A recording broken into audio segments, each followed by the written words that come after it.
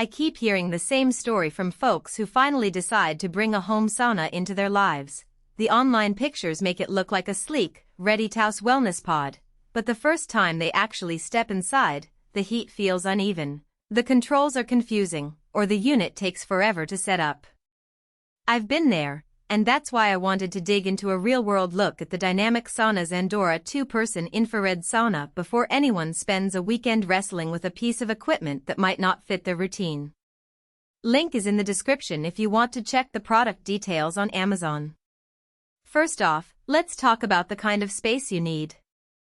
The Andora is marketed as a 2-person model, and the interior dimensions do give you enough room to sit side by side without feeling cramped, which is a big win if you're planning to share the experience with a partner, a roommate, or even just give yourself a little room to stretch while you relax. The footprint, however, is roughly the size of a small walk-in closet, so you'll need a dedicated spot, ideally a bathroom, a spare bedroom, or a home gym area where you can leave a power outlet within a few feet. I measured my own spare room, cleared out a corner, and the unit slid in without any need for cutting door frames or rearranging furniture, which is exactly the quick and easy installation claim they make. Now, the heating system. Dynamic calls it 360 PureTech heating, which basically means the infrared panels are arranged to cover the entire cabin surface. In practice, that translates to a fairly uniform warmth that you feel from head to toe within about 10 minutes of turning it on. I tried the sauna after a light jog, and the temperature hit the comfortable range around 115 F pretty quickly.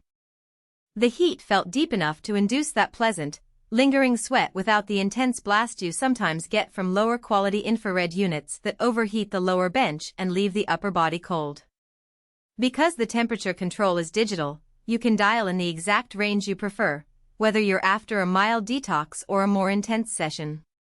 What makes the Andora stand out from many other home saunas is the integrated red light therapy panel. That's a separate wavelength of light that's supposed to help with skin rejuvenation and joint comfort. I ran a quick test. After a 15-minute infrared session, I switched on the red light for another 10 minutes while I just sat back and read. The light was warm but not glaring, and the experience felt like a hybrid of a sauna and a low-level phototherapy session. If you're someone who already uses red light devices for recovery, this built-in feature could save you the cost of a separate lamp. Let's get into the day-to-day usability. One of the biggest complaints I've heard about home saunas is the amount of time it takes to heat up and then cool down, especially if you're fitting a session into a busy schedule.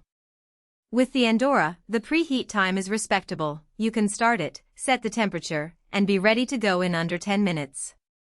Cooling down is also decent because the cabin walls don't retain excessive heat once the unit shuts off, so you can step out and not feel like you've just walked out of a furnace. That said, the unit does draw a noticeable amount of electricity, roughly the same as running a large space heater, so if you're on a tight energy budget, you'll want to factor that in. Who should consider buying this sauna? If you have a partner or a friend who also wants to make wellness a habit, the 2-person layout is a genuine advantage.